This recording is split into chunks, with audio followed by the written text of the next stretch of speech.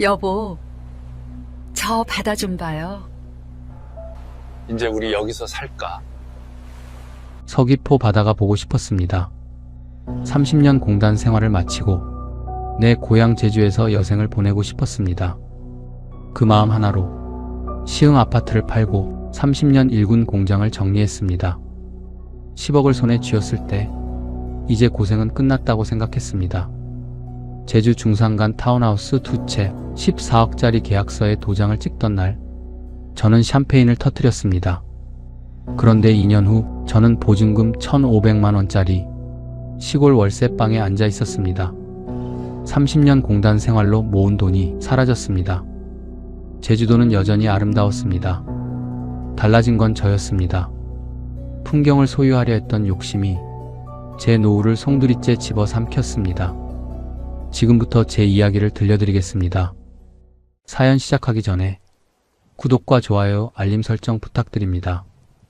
여러분의 작은 손길이 영상을 만드는데 큰 힘이 됩니다. 제 손을 한번 보면 압니다. 손가락 마디마디에 박힌 굳은 살, 검게 파인 송금 사이에 낀 기름때 자국, 비누로 아무리 박박 문질러도 지워지지 않는 흔적들이죠. 30년 넘게 시와 공단을 지킨 제 인생의 훈장이라면 훈장이고 못 벗어난 굴레라면 굴레이기도 했습니다. 저는 경기도 안산에서 작은 정밀 부품 공장을 운영했습니다. 자동차에 들어가는 작은 금속 부품들, 손톱만 한 것들을 깎고 다듬고 조이는 일이었죠. 완성된 차를 타는 사람들은 그 부품이 거기 있는지조차 모릅니다. 눈에 보이지도 않고 이름도 없는 부품들이었으니까요. 근데 저는 그걸 30년 넘게 만들었습니다. 새벽 5시에 공장 문 열고 직원들 출근하기 전에 기계 상태 먼저 확인하고 밤 10시가 넘어야 겨우 불을 껐습니다. 납땜 연기가 매캐하게 코끝을 찌르고 기계 돌아가는 소음이 귀청을 때리는 날들. 여름엔 공장 안이 찜통이 되고 겨울엔 철판 바닥에서 냉기가 올라왔지만 그냥 달렸습니다. 멈추면 안 된다는 생각 하나로. 사실 처음 공단에 발을 들인 건 제가 18살이던 해였습니다.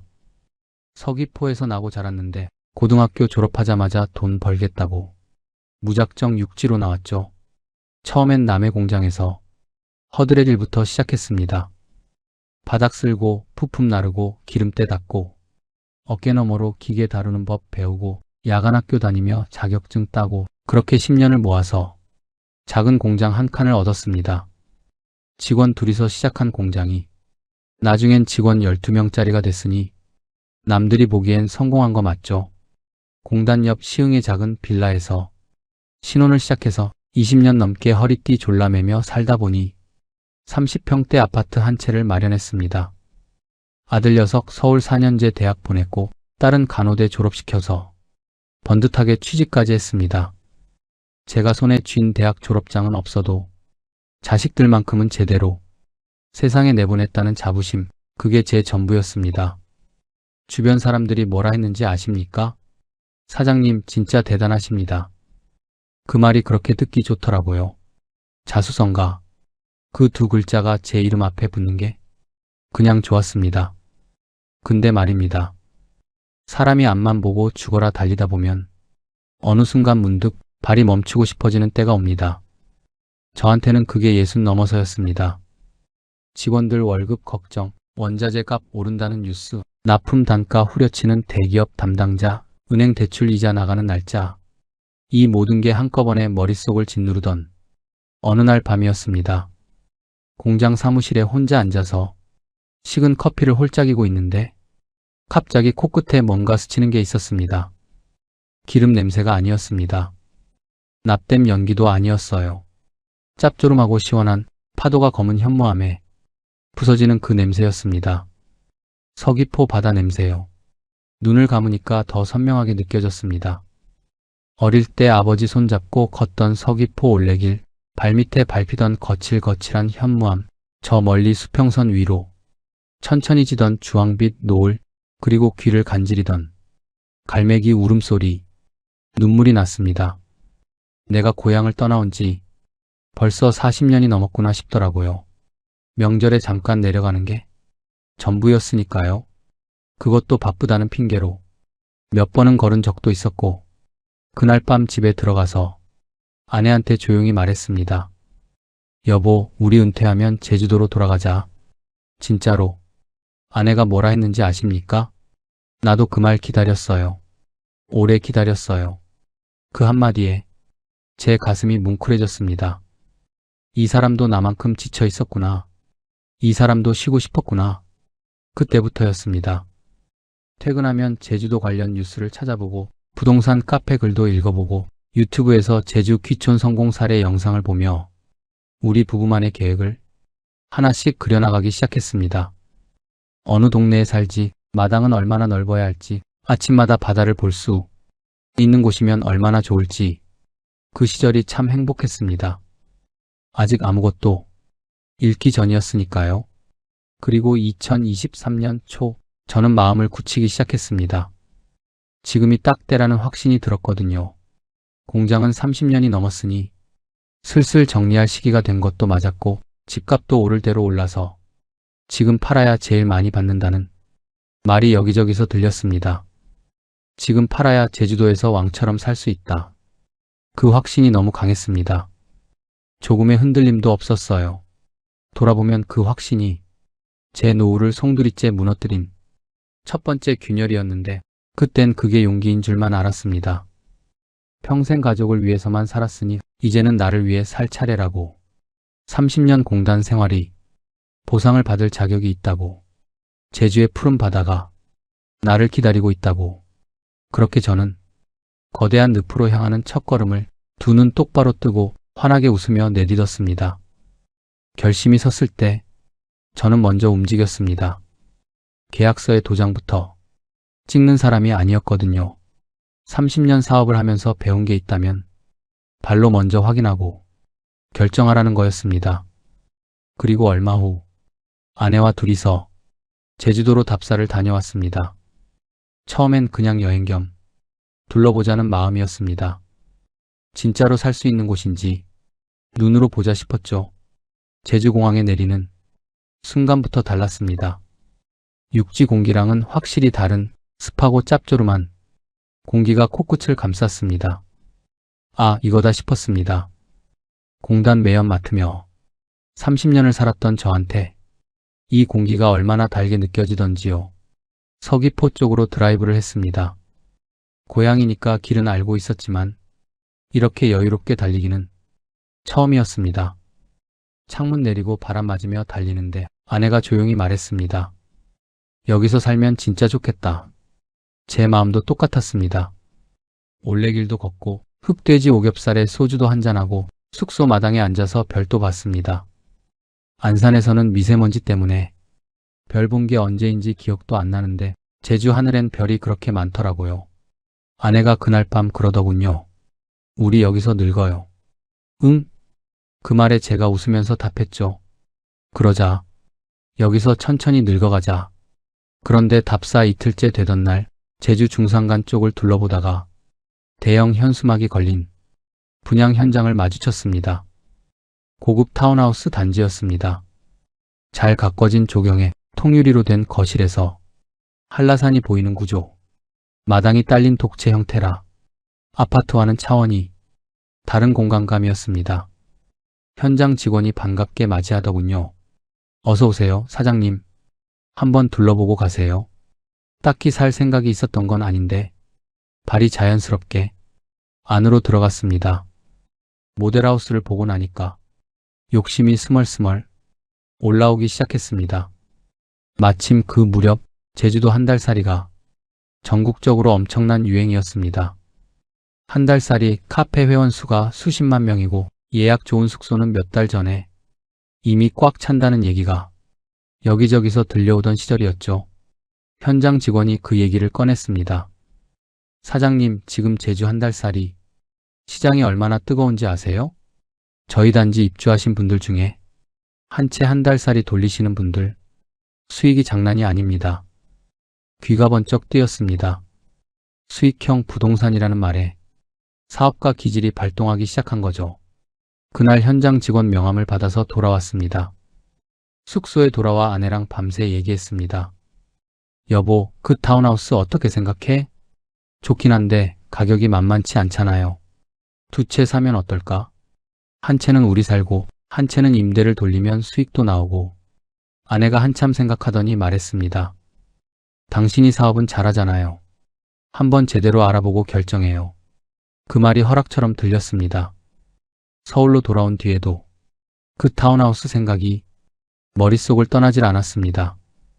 현장 직원이 보내준 자료를 몇 번씩 들여다보고 카페에서 수익 후기들을 찾아 읽고 마음은 이미 반쯤 결정이 난 상태였습니다. 그리고 몇 주를 더 고민하다가 결국 결심을 굳혔습니다. 제주도로 가자. 제대로 가자. 그러려면 돈이 필요했습니다. 묶여있는 돈을 풀어야 했습니다. 2023년 초 저는 시흥 아파트를 내놓았습니다. 부동산 소장님이 말씀하셨습니다. 사장님, 지금 잘 파시는 거예요. 이 동네 이 평수, 앞으로 이 값 받기 쉽지 않아요. 그 말이 등을 떠미는 것 같았습니다.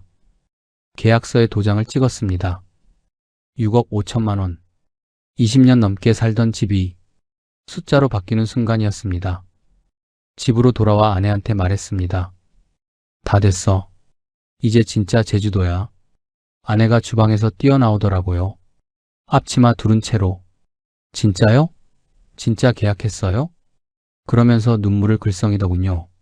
그날 저녁 우리 부부는 오랜만에 소주 한 병을 마주 놓고 앉았습니다. 젊어서 고생한 얘기, 공장이 어려웠던 시절 이야기, 월급날 통장이 비어있던 얘기를 웃으면서 나눴습니다. 이제 그 고생이 다 끝났다고 생각하니 가슴이 뻥 뚫리는 것 같았습니다. 짐을 싸는 데는 생각보다 오래 걸렸습니다. 20년 넘게 살다 보면 물건이 얼마나 쌓이는지 아십니까? 애들이 어릴 때 쓰던 장난감, 학교 졸업 앨범들, 아내가 모아둔 그릇들, 공장 초창기에 받은 납품 감사패, 하나하나 들여다보면 다 사연이 있는 것들이었습니다. 이삿짐 센터 아저씨들이 가구를 드러내고 나니 텅 빈 거실이 드러났습니다. 바닥엔 가구 자국이 남아있고 벽에는 액자 걸었던 자리가 희끗하게 보이고 아내가 그 자리에 한참 서 있더라고요. 왜 그래? 아니에요. 그냥 여기서 참 많은 일이 있었다 싶어서.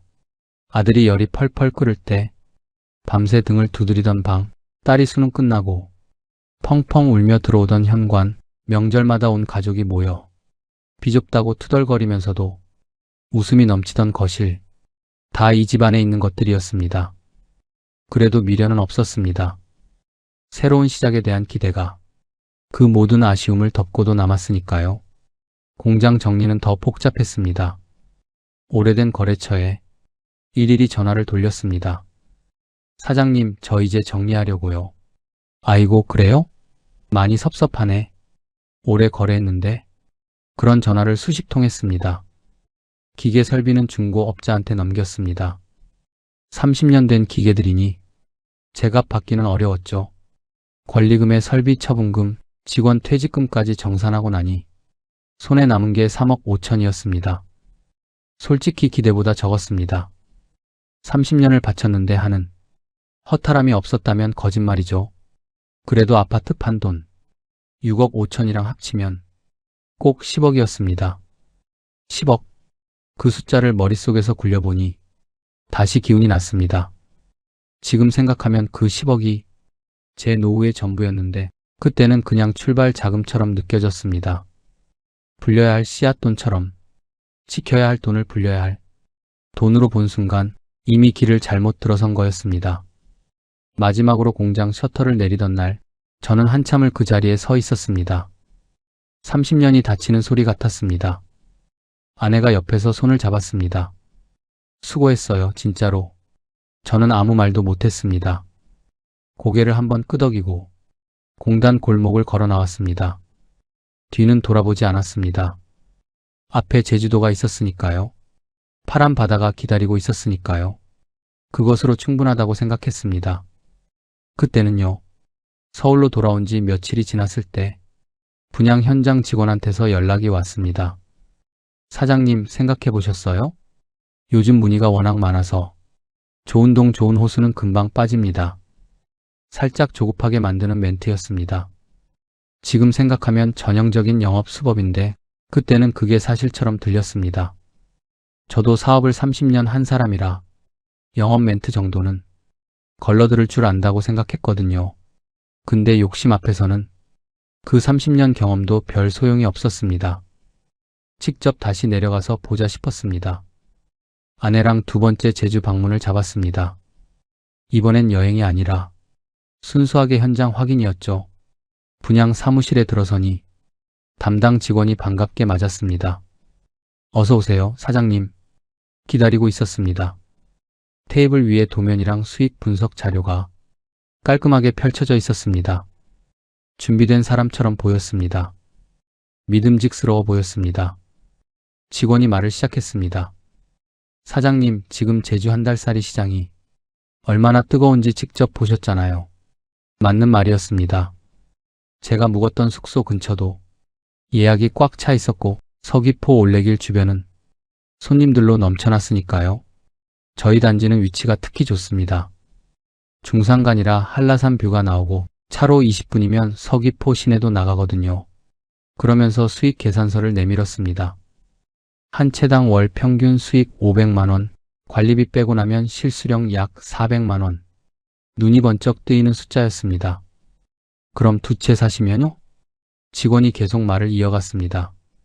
한 채는 사장님 내외분이 편하게 사시고 나머지 한 채는 임대로 돌리시면 관리비는 물론이고 대출 이자까지 충분히 커버됩니다. 매달 400만 원 가까이는 순수익으로 통장에 꽂힌다고 보시면 됩니다. 저는 속으로 계산을 해봤습니다. 두 채에 14억, 내 돈 10억에 대출 4억, 대출 이자가 월 165만 원이고 수익이 월 400만 원이면 차액이 235만 원.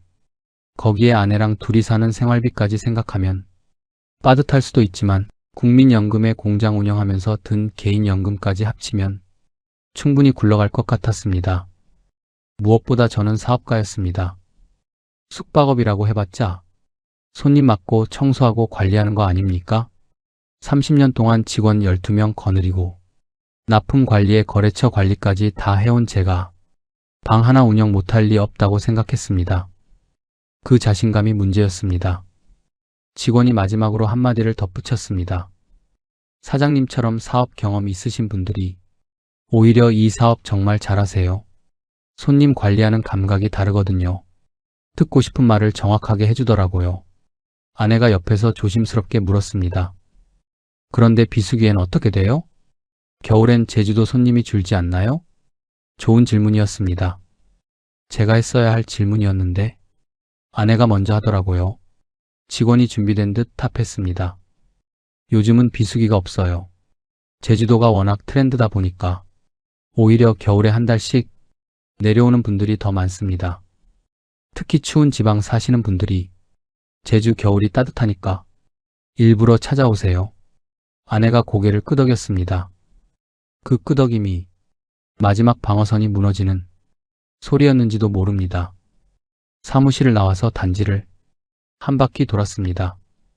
공사가 거의 마무리된 상태라 실제 완성된 집들을 볼 수 있었습니다.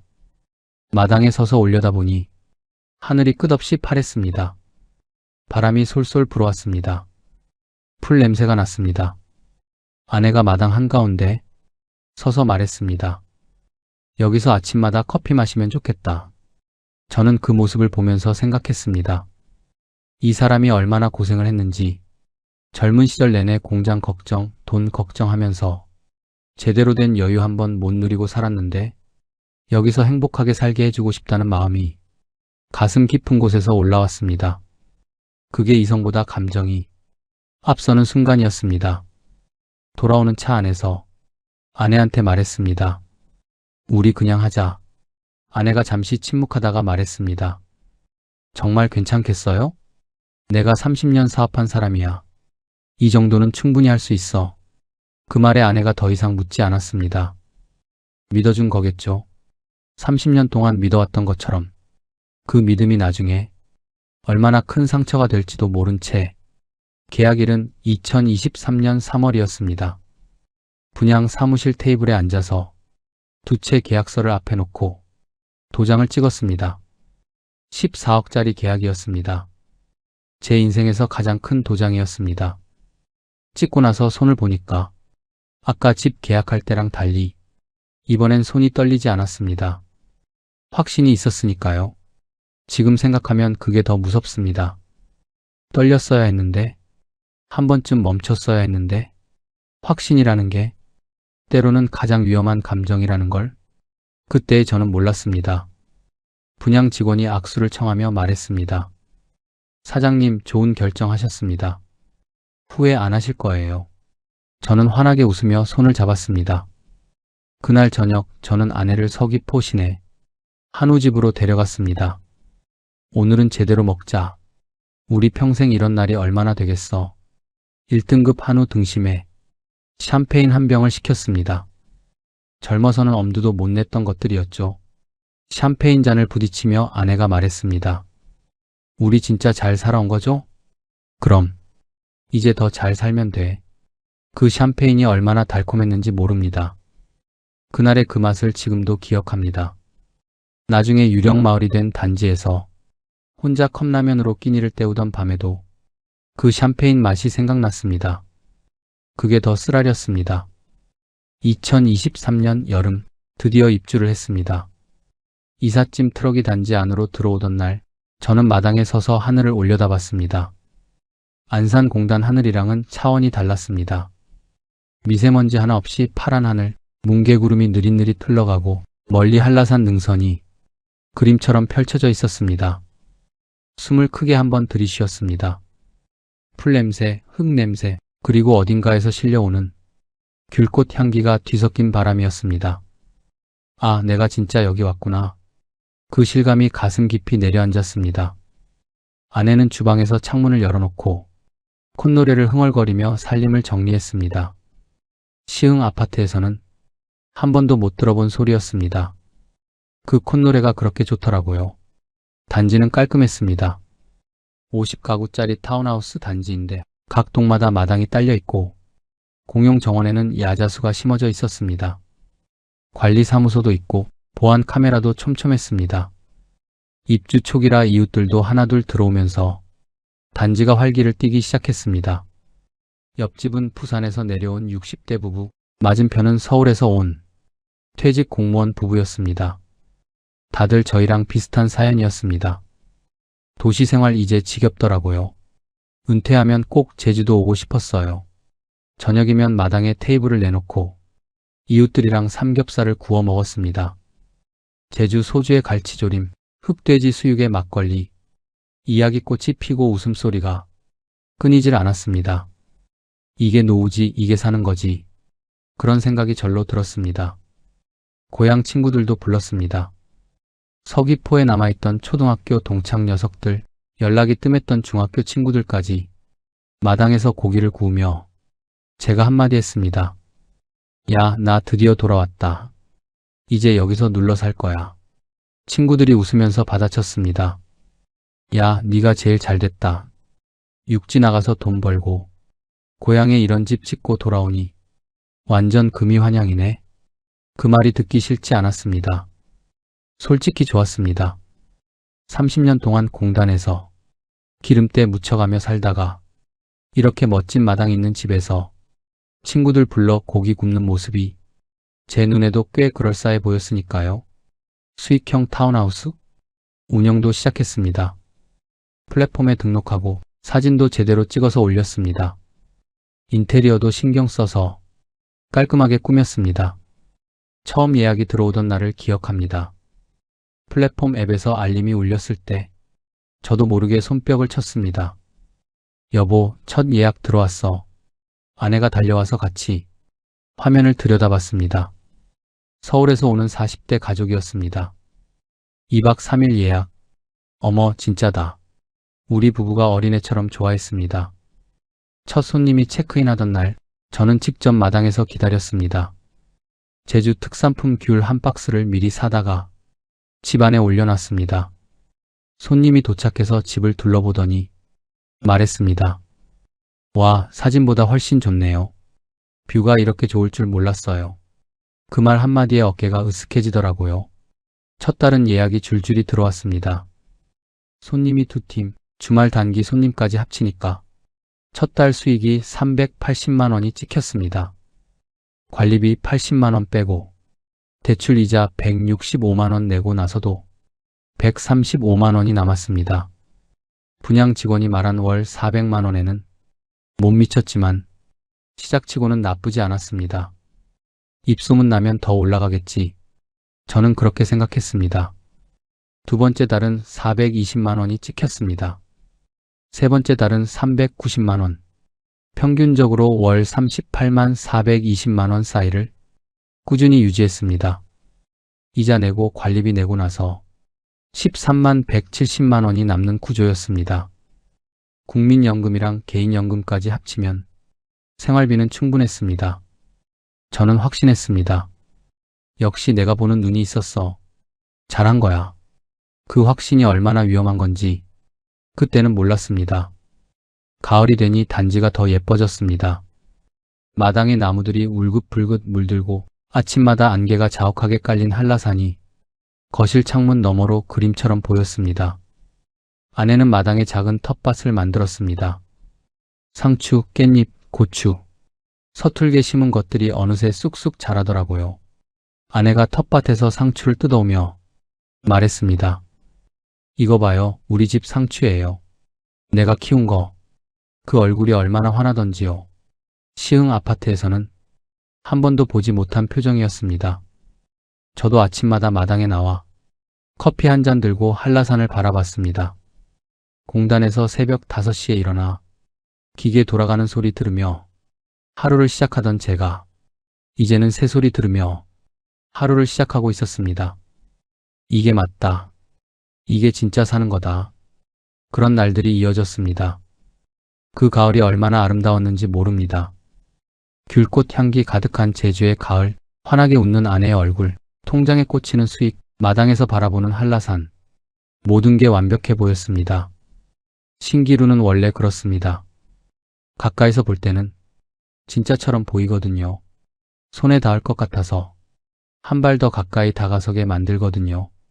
그게 신기루인 줄 알았을 때는 이미 사막 한가운데 서 있을 때입니다. 그 완벽했던 가을이 지나고 겨울이 왔습니다. 그리고 뭔가 달라지기 시작했습니다. 처음엔 아주 미세한 변화였습니다. 신경 쓸 것도 없어 보이는 작은 변화. 그게 시작이었습니다. 겨울이 시작되던 2023년 11월이었습니다. 달력을 보니 예약이 하나도 없는 날이 열흘 넘게 이어지고 있었습니다. 처음엔 그냥 계절 탓이라 생각했습니다. 겨울이니까 좀 뜸하겠지. 봄 되면 다시 몰리겠지. 그런데 뭔가 이상했습니다. 작년 이맘때 제가 왔을 때만 해도 서귀포 시내 숙소들은 예약이 꽉 차 있었거든요. 그런데 지금은 플랫폼을 열어보면 비슷한 타운하우스들이 줄줄이 예약 가능으로 떠 있었습니다. 저만 한가한 게 아니었습니다. 불안한 마음에 인터넷을 뒤지기 시작했습니다. 제주도 관련 카페, 여행 블로그, 부동산 커뮤니티까지 닥치는 대로 읽었습니다. 그리고 나서야 알았습니다. 제가 발을 들인 시장이 이미 기울기 시작했다는 걸. 예약이 줄어든 게 단순히 계절 탓만은 아니었습니다. 뿌리가 더 깊은 문제가 있었습니다. 제주 관광 자체에 대한 신뢰가 무너지고 있었거든요. 비계 삼겹살 논란, 4,000원짜리 부실한 축제 음식 뉴스, 유명 관광지 주변 식당이 터무니없는 가격 고발 기사들이 연달아 터져 나오던 시기였습니다. 그런 뉴스가 하나씩 터질 때마다 제 숙소를 예약하려던 사람들의 마음이 차갑게 식어가는 게 느껴졌습니다. 제주도는 바가지다라는 인식이 한번 바뀌니까 쉽게 바뀌질 않았습니다. 거기에 엔저까지 겹쳤습니다. 첫 번째 이유는 일본이었습니다. 2023년 들어 엔화 가치가 역대급으로 떨어지기 시작했습니다. 100엔이 800원대까지 내려가면서 일본 여행 비용이 확 낮아진 거죠. 제주도 3박 4일 여행 경비면 오사카나 후쿠오카를 다녀올 수 있다는 말이 여행 커뮤니티에 퍼지기 시작했습니다. 제주 골프 한 라운드 비용이면 규슈에서 골프의 료칸 숙박까지 가능하다는 계산이 50대 60대 사이에서 입소문을 탔습니다. 제주도는 바가지, 일본은 가성비. 이 인식이 한번 바뀌니까 쉽게 바뀌지 않았습니다.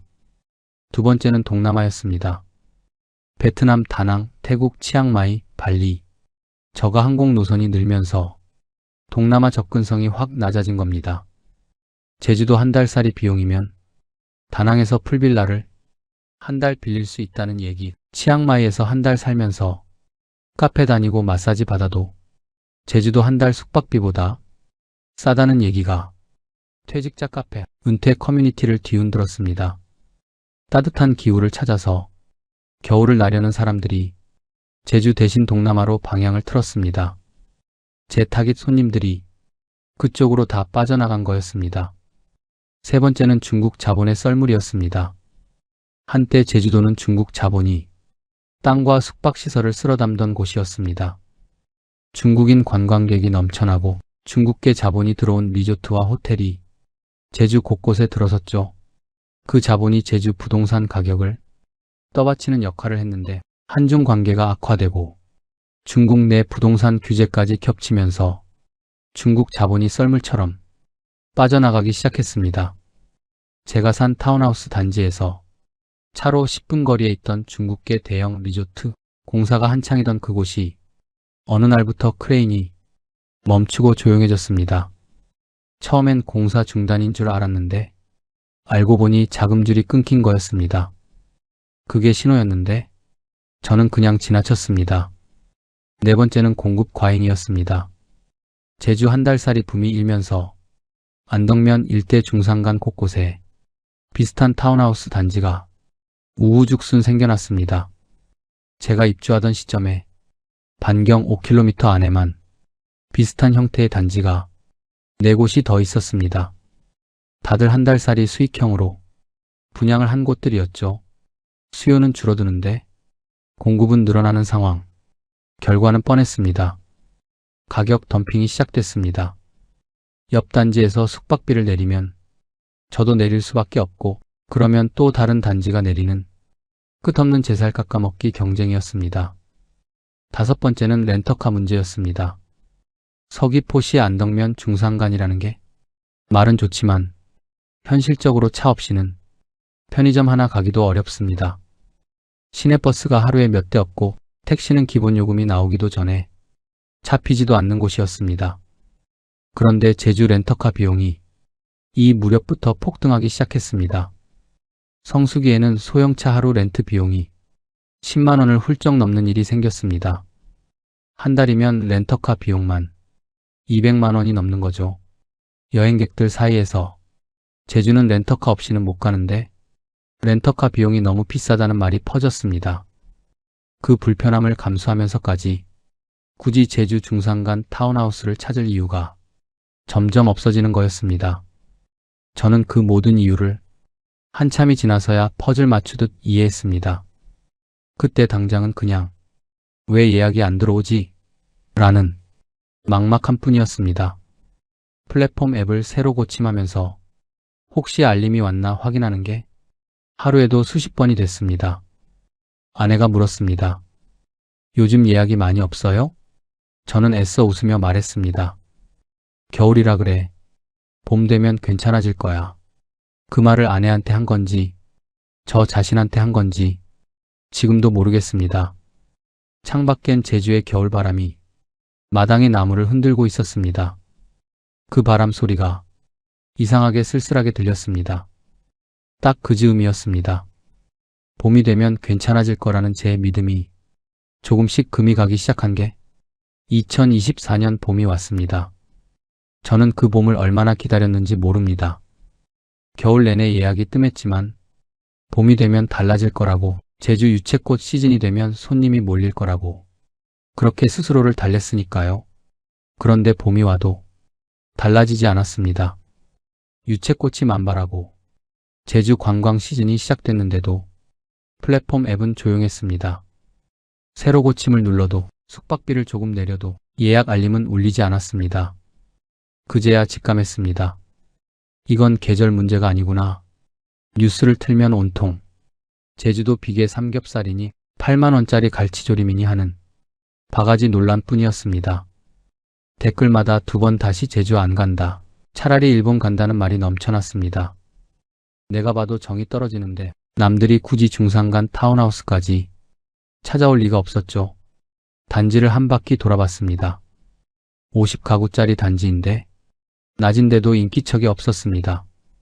마당에 사람이 없고 주차장에 차가 없고 커튼이 내려진 집들이 줄지어 서 있었습니다.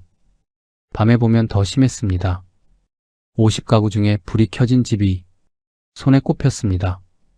저희 집, 옆집 부산 부부, 맞은편 퇴직 공무원 부부, 그리고 단지 끝쪽 집 하나. 딱 4집이었습니다. 나머지 46채는 깜깜했습니다.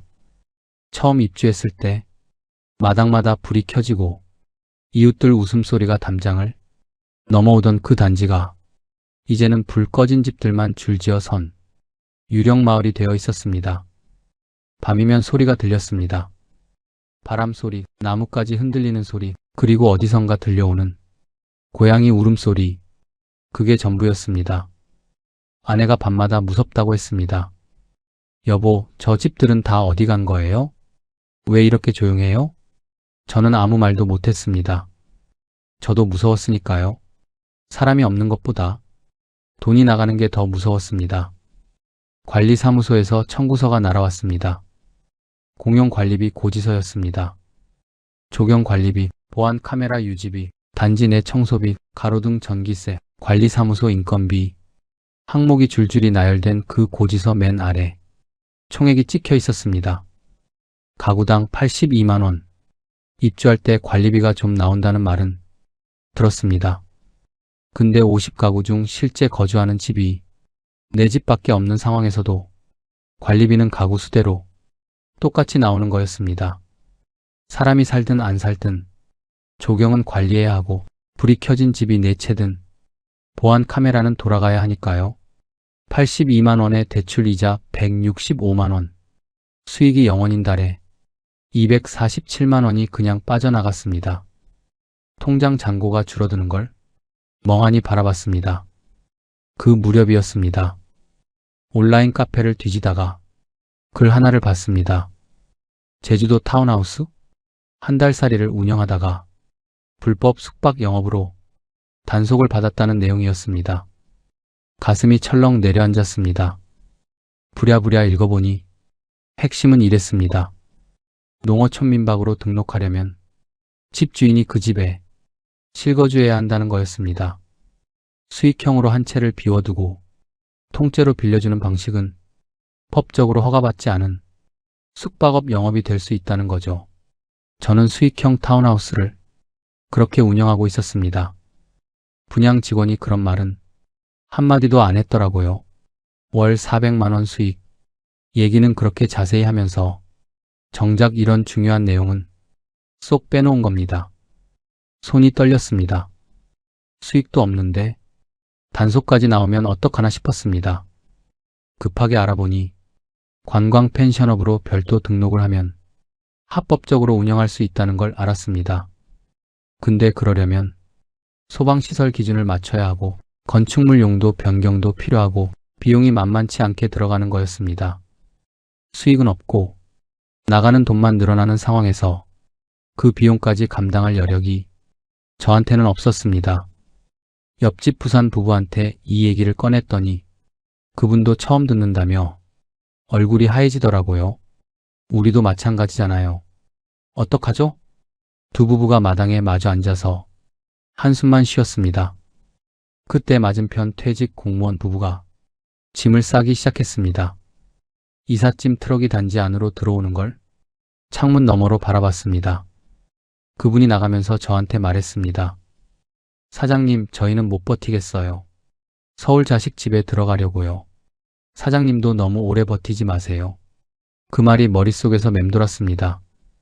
너무 오래 버티지 마세요. 근데 저는 버텨야 했습니다. 여기서 손 털고 나가면 갈 곳이 없었으니까요. 시흥 아파트도 없고 공장도 없고 이게 전부였습니다. 그래서 버텼습니다. 버티면 뭔가 달라질 거라는 근거 없는 희망으로 어느 날 밤 아내가 잠든 뒤에 혼자 마당에 나왔습니다. 불 꺼진 집들이 줄지어 서 있고 바람만 싱싱 부는 단지에 저 혼자 서 있었습니다. 하늘엔 별이 가득했습니다. 입주하던 날 밤, 아내랑 둘이 올려다보며 감탄하던 그 별들이 여전히 그 자리에 있었습니다. 근데 그날 밤 그 별들은 하나도 아름답지 않았습니다. 그냥 차갑게 느껴졌습니다. 마당 수도꼭지 옆에 놓인 컵라면 하나를 집어들었습니다. 낮에 편의점까지 차 몰고 나가서 사다 놓은 거였습니다. 뜨거운 물을 붓고 마당 의자에 앉아서 먹었습니다. 계약하던 날 저녁, 서귀포 한우 집에서 1등급 등심에 샴페인을 터뜨리던 게 불과 1년 전 일이었습니다. 그 샴페인 맛이 생각났습니다. 그리고 지금 손에 들린 컵라면 국물 맛이 느껴졌습니다. 짜고 뜨겁고 그리고 이상하게 쓴 맛이었습니다. 버티기로 했던 제가 처음으로 흔들린 건 2024년 6월이었습니다. 은행에서 문자가 왔습니다. 대출 이자 연체 안내 문자였습니다. 165만 원이 빠져나가야 할 날짜에 통장 잔고가 부족했던 겁니다. 그 문자를 보는 순간 머릿속이 하얘졌습니다. 30년 사업하면서 대출 이자를 연체해 본 적이 없었습니다. 그게 제 자존심이었는데 급하게 비상금을 털어서 이자를 메웠습니다. 그날 밤 잠이 오지 않았습니다. 천장을 바라보며 계산을 했습니다. 지금 남은 현금이 얼마고 매달 나가는 돈이 얼마고 이 상태로 버티면 몇 달이나 더 버틸 수 있는지 손가락으로 꼽아보니 길어야 4~5달이었습니다. 아내한테 말하지 못했습니다. 걱정시키고 싶지 않았습니다. 아직 내가 해결할 수 있다고 믿었습니다. 아니, 믿고 싶었습니다. 수익형 타운하우스를 먼저 팔기로 했습니다. 부동산에 내놨습니다. 7억에 산 집이니 싸게 내놔도 5억은 받을 수 있을 거라 생각했습니다. 부동산 소장이 말했습니다. 사장님, 지금 이 동네 매물이 한두 개가 아닙니다. 다들 비슷한 상황이라 금매가 쏟아지고 있어요. 가슴이 내려앉았습니다. 그럼 얼마나 받을 수 있을까요? 소장이 잠시 머뭇거리다 말했습니다. 지금 시세로는 4억 초반이 현실적입니다. 4억 초반, 7억에 산 집이 3억 가까이 날아간 겁니다. 믿기지 않았습니다. 불과 1년 사이에 어떻게 이렇게 될 수 있는지 그래도 내놨습니다. 빨리 팔아야 했으니까요. 근데 4억 초반에 내놔도 문의가 없었습니다. 한 달이 지났습니다. 2달이 지났습니다. 그 사이에도 관리비는 나오고 이자는 나갔습니다. 3달째 되던 날 부동산 소장한테서 연락이 왔습니다. 사장님, 3억 8천에 보겠다는 분이 한 분 계세요. 좀 더 기다리시겠어요? 아니면 진행하시겠어요? 3억 8천, 7억에서 3억 2천이 증발한 숫자였습니다. 전화기를 들고 한참을 서 있었습니다. 더 기다리면 더 오를까? 아니면 더 내려갈까? 답은 이미 알고 있었습니다. 진행하세요. 그 한마디를 하는데 목이 메었습니다. 3억 8천을 받아서 대출 4억을 갚으니 오히려 2천만 원이 부족했습니다. 거주용 집에서 그 돈을 끌어다 메웠습니다. 아들한테서 전화가 왔습니다. 아버지, 요즘 어떠세요? 제주도 생활 괜찮아요? 저는 아무렇지 않은 척 말했습니다. 괜찮아, 그냥 그래. 아들이 잠시 침묵하더니 말했습니다. 아버지, 솔직히 말씀드리며 처음부터 걱정됐어요. 왜 그 좋은 시흥집을 파셨어요? 거기 계셨으면 지금쯤 집값이 더 올랐을 텐데. 그 말이 비수처럼 꽂혔습니다. 틀린 말이 아니었으니까요. 시흥집을 그냥 뒀으면 지금쯤 7억은 받았을 겁니다. 공장 적립금 3억 5천이랑 합쳐서 그냥 예금에 넣어뒀으면 이자만 받아도 먹고 살 수 있었을 겁니다. 근데 저는 그걸 다 팔아서 제주도에 가져왔습니다. 전화를 끊고 나서 거실 소파에 주저앉았습니다. 아내가 주방에서 나오다가 제 얼굴을 보더니 멈춰섰습니다. 무슨 일이에요? 저는 처음으로 아내한테 다 털어놨습니다. 수익형 집 판 것, 손실이 얼마인지, 지금 남은 돈이 얼마인지. 아내가 한동안 아무 말이 없었습니다. 그러다가 조용히 일어나서 안방으로 들어가더라고요. 문을 닫는 소리가 났습니다. 그날부터 우리 부부는 각방을 쓰기 시작했습니다. 밥은 같이 먹었습니다. 근데 밥상에서 아무 말이 없었습니다. 숟가락 부딪히는 소리, 국 떠먹는 소리만 들렸습니다. 30년을 같이 살면서 이렇게 긴 침묵은 처음이었습니다. 거주용 집도 내놨습니다. 더 버틸 이유가 없었습니다. 불 꺼진 유령 마을에서 각방을 쓰며 버티는 게 무슨 의미가 있나 싶었습니다. 다행히 거주용은 좀 더 빨리 팔렸습니다. 3억 6천을 받았습니다. 부족분 2천을 메우고 나니 손에 남은 게 3억 4천이었습니다. 처음 자기 자본 10억에서 3억 4천만 남은 겁니다. 원금 손실만 6억 6천. 거기에 1년 넘게 꼬박 나간 관리비와 대출 이자까지 합치면 실제로 날린 돈은 7억에 가까웠습니다. 30년 공단 생활로 모은 돈이 3분의 2가 2년 만에 사라진 겁니다. 짐을 쌌습니다. 입주할 때 그렇게 정성껏 꾸며놓은 집을 다시 비워내는 작업이었습니다. 아내는 말없이 짐을 쌌습니다. 텃밭에서 키우던 상추, 깻잎 화분들을 마당 한쪽에 내려놓으면서 아내가 혼잣말처럼 중얼거렸습니다. 이건 누가 키우나? 그 말에 저는 아무 대답도 못했습니다. 이삿짐 트럭이 떠나던 날, 저는 마지막으로 마당에 서서 한라산을 바라봤습니다. 한라산은 여전히 그 자리에 있었습니다. 변한 게 없었습니다. 변한 건 저였습니다. 들어올 때 환하게 웃던 사람이 나갈 때는 말이 없어졌습니다. 지금 저는 서귀포 외곽이 작은 시골집에 살고 있습니다. 보증금 1,500만 원에 월세 45만 원짜리 집입니다. 마당은 없습니다. 타운하우스 마당에서 한라산을 바라보며 커피를 마시던 그 생활과는 하늘과 땅 차이입니다. 근데 한 가지는 그대로입니다. 창문 너머로 바다가 보입니다. 작은 창문이지만 아침마다 서귀포 바다가 보입니다. 그걸로 됩니다. 지금은 그걸로 충분합니다. 처음 이 집에 들어오던 날 아내가 창문을 열고 바다를 보더니 말없이 한참을 서 있었습니다. 저는 그 뒷모습을 바라보며 미안하다는 말을 삼켰습니다. 수십 번도 더 했던 말이라 이제는 그 말이 위로가 안 된다는 걸 알고 있었으니까요. 아내와의 관계는 아직 예전 같지 않습니다. 각방은 쓰지 않게 됐지만 예전처럼 소주 한 잔 마주하고 옛날 얘기를 웃으며 나누는 사이는 아직 아닙니다. 밥은 같이 먹고 TV는 같이 봅니다. 그걸로 됩니다. 지금은 그걸로 충분합니다. 이 집에 살면서 저는 많은 것을 생각했습니다. 어디서부터 잘못된 건지, 무엇이 그렇게 저를 흔들었는지 결론은 하나였습니다. 탐욕이었습니다. 30년을 모은 돈을 지켜야 할 돈으로 보지 않고 불려야 할 돈으로 봤던 그 순간 이미 길을 잘못 들어선 겁니다. 은퇴 후에는 불리는 투자가 아니라 지키는 관리가 우선입니다. 젊을 때는 잃어도 다시 벌 수 있습니다. 근데 60이 넘어서 잃으면 다시 벌 시간이 없습니다. 저는 그걸 몰랐습니다. 아니, 알면서도 못 본 척했습니다. 수익형 부동산이라는 말에 사업가 기질이 발동하면서 냉정한 판단이 흐려졌습니다. 분양 직원의 말을 고지고대로 믿었고 한 달살이 붐이 영원할 거라 착각했고 내가 운영하면 남들보다 잘할 거라는 근거 없는 자신감이 있었습니다. 그 자신감이 가장 비쌌습니다. 한 가지 더 깨달은 게 있습니다. 제주도를 소유하려 했던 게 화근이었습니다. 제주는 원래 소유하는 곳이 아닙니다. 그냥 보는 곳입니다. 그냥 느끼는 곳입니다.